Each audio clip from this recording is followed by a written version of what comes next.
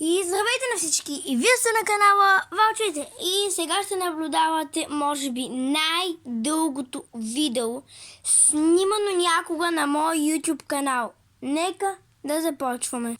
Това е моят телефон, именно Redmi Note 13. Но сега да не се заблуждаваме с това.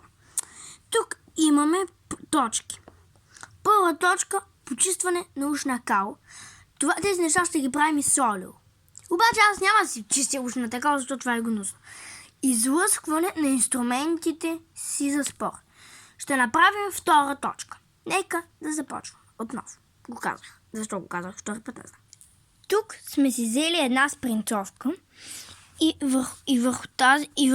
ще излеем върху тази салфетка малко олио. Не всичкото олио, малко олио. Само и сега да го направя. Само да си доближа чашата с олио, близко, което е чашата ми с олио. И нека да изсипваме малко, не цялото олио. Ето тук на тази салфетка. Опалянка изсипахме май цялото. Това няма да е проблем, просто трябва да действаме много бързо.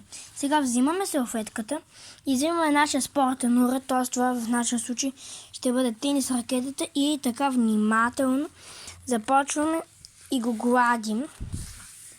И така тук хубаво, внимателно и до другата страна. И взимаме ракетата и я гладим. И брилянтно трябва да бъде изгладена.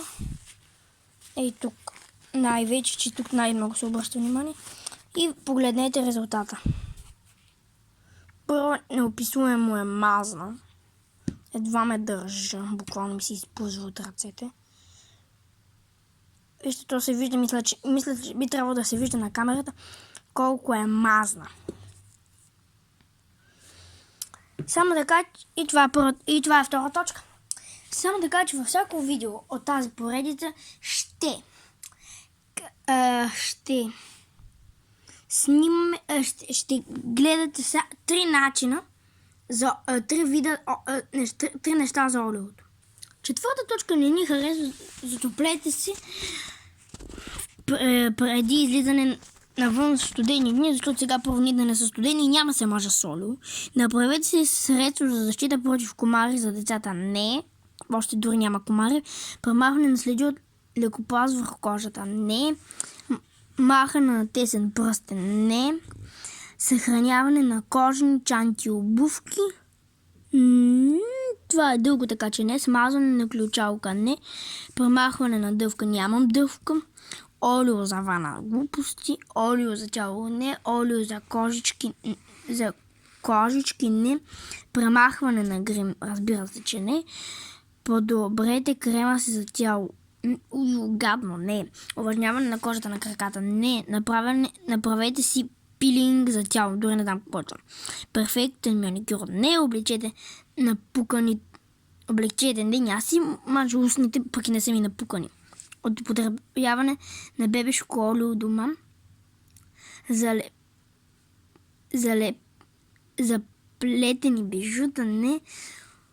Освобождаване на заседнал цип. Не мога това да го направя. Използвайте за забърсване на прах. Ще направим това. Само трябва да намерим къде има прах. Сега ще бършим перваза с ето тази кърпичка, която сега ще намажем с олио и ще започнем директно да бършим перваза. Взехме кърпичката, разбира се, намазана с олио и сега ще започнем да бършим ето нашия перваз.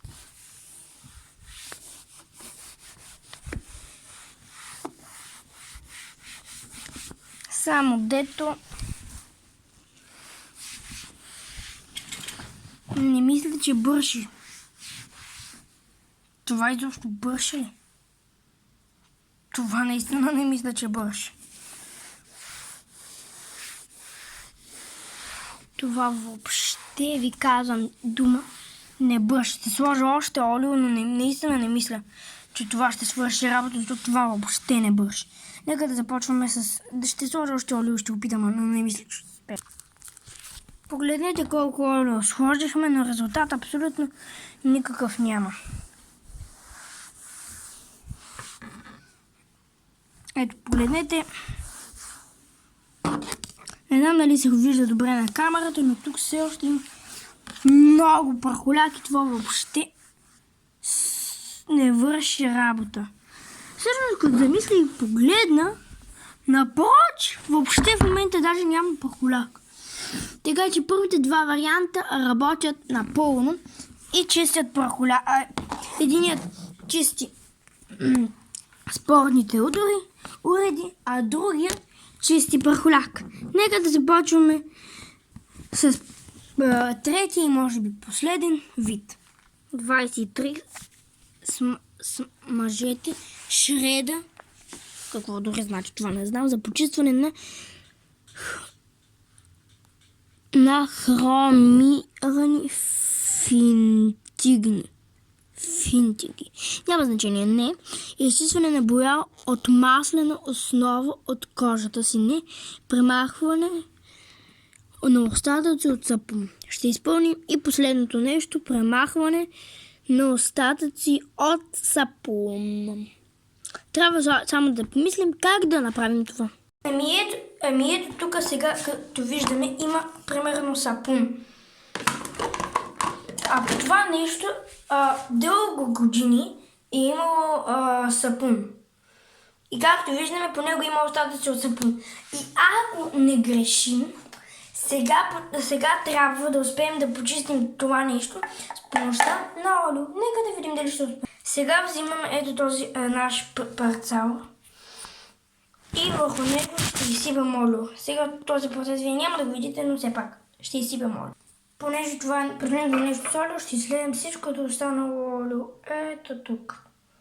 Така, хубаво ще го излеем. Така.